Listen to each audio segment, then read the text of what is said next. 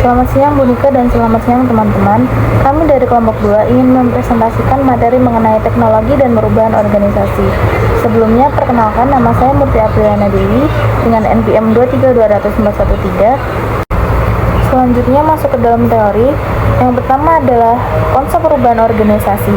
Menurut Burke 2018, perubahan organisasi merupakan respons terhadap tekanan baik dari dalam maupun luar organisasi, seperti persaingan, teknologi baru, perubahan kebutuhan konsumen, dan juga regulasi.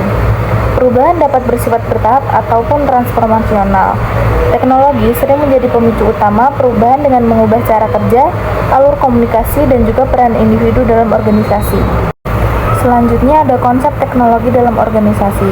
Menurut Cummings dan Crowley 2019, teknologi dalam organisasi meliputi perangkat keras, perangkat lunak, sistem informasi, dan metodologi digital yang digunakan dalam operasi harian.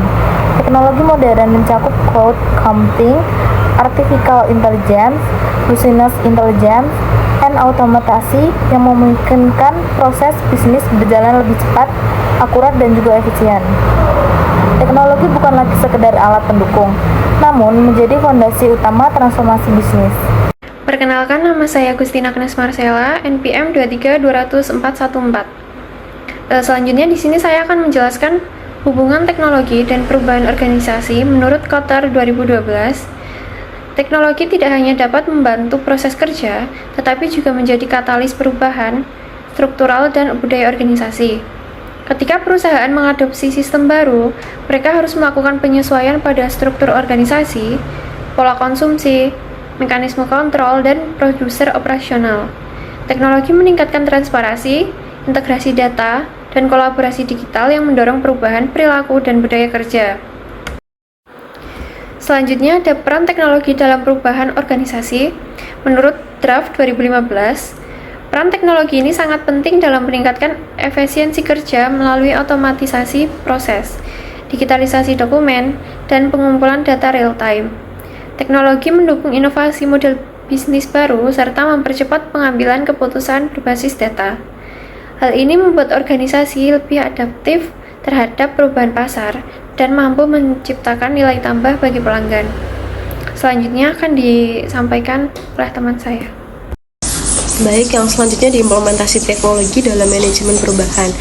Model Berkeley-Tin menekankan bahwa keberhasilan teknologi sangat bergantung pada kesesuaiannya dengan strategi, organisasi, struktur birokrasi, dan kemampuan karyawan. Oleh karena itu, implementasi teknologi membutuhkan analisis mendalam terhadap kesiapan organisasi, pengembangan pelibatan karyawan, dan manajemen komunikasi yang jelas tentang manfaat teknologi.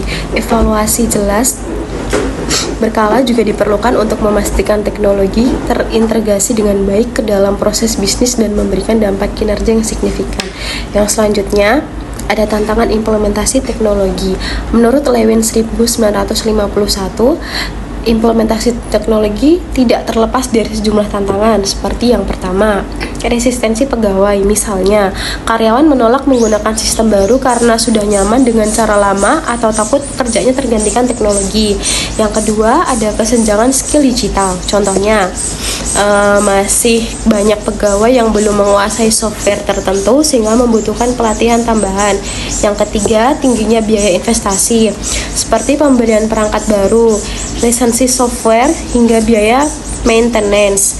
Yang selanjutnya ada ketidaksiapan infrastruktur, misalnya jaringan internet yang belum stabil atau perangkat yang belum mendukung sistem baru.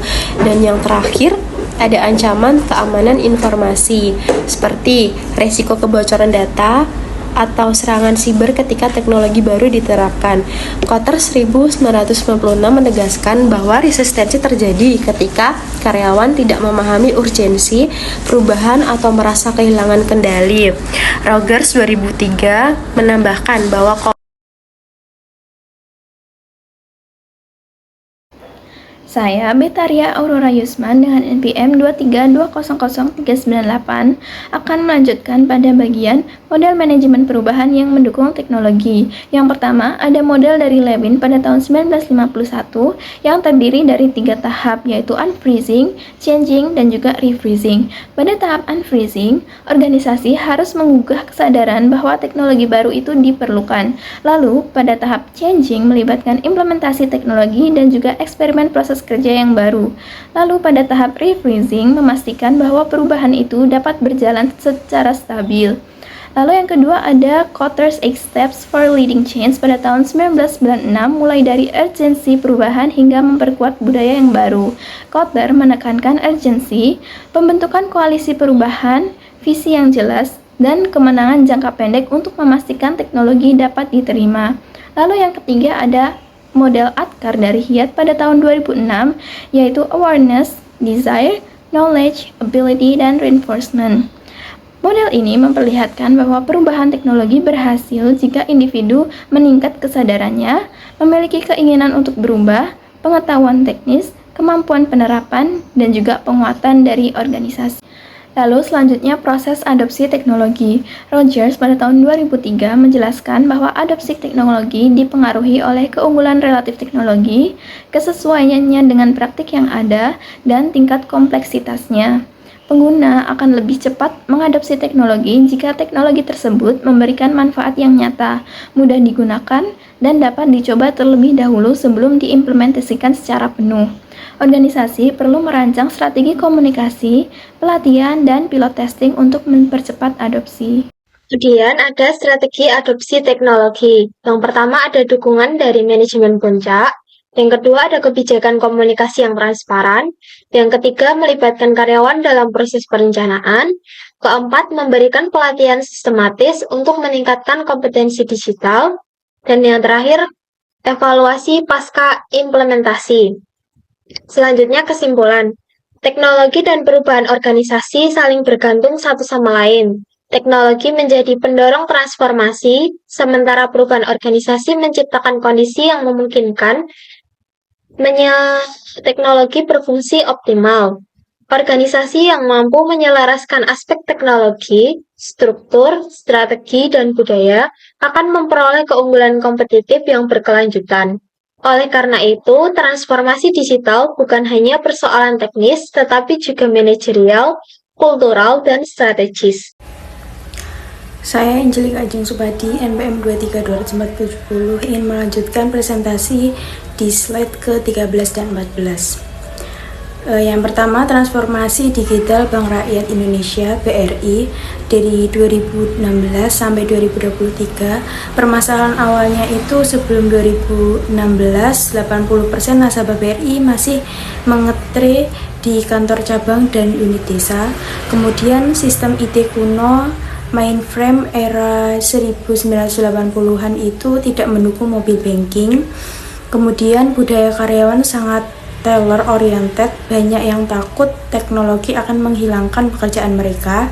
Selanjutnya ada direksi menyadari jika tidak berubah BRI akan kalah dari bank digital seperti Genius, BNI, TMA, TMR, dan GoPay atau OVO. Kemudian ada data internet menunjukkan 70% generasi milenial di pedesaan sudah memakai smartphone, tapi tidak untuk di berbagai cabang. Selanjutnya ada penyelesaian transformasi digital Bank Rakyat Indonesia pada tahun 2016 sampai 2013. Yang pertama, unfreezing 2016 sampai 2017 itu direksi mengadakan town hall nasional di 7.000 unit yang disarankan langsung. Kemudian menunjukkan data jika tidak berubah dalam 5 tahun, 40 cabang kecil akan tutup karena sepi. Selanjutnya membentuk tim champions dari karyawan muda di setiap kanwil untuk menyebarkan rasa urgensi.